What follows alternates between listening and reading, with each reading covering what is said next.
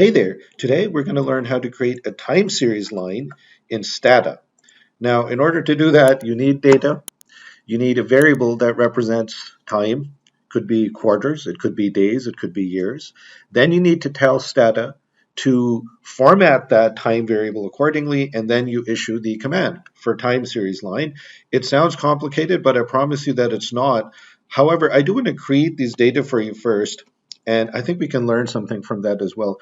Why don't we just start with this line of code, set obs 84, which means we're just going to create 84 observations in Stata.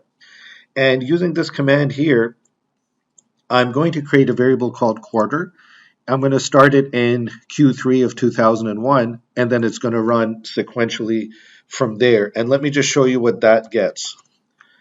So right now, as you can see, all we have is quarters running from 1 to 84. And these numbers might confuse you. It's because Stata has its own internal indexing system where it designates quarters by these numbers. That's not very useful for us, but it's actually quite easy to tell Stata to not do that anymore. So why don't we go ahead and show you those next lines of code, which are these. So we're going to issue the command format %TQ quarter. And that is going, this line here is going to turn those quarters into data that we can recognize as humans, not as Stata's database. And then in the next line, TS set quarters says to Stata, hey, quarter is our time variable here. And here you can already see that this command worked. If it didn't, it'll tell you.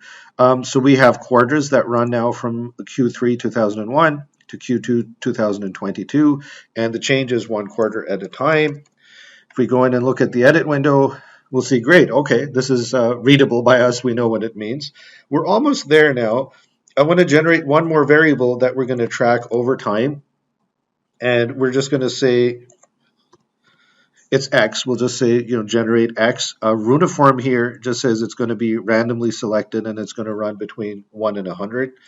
And then finally, we're going to issue the command after that of a TS line.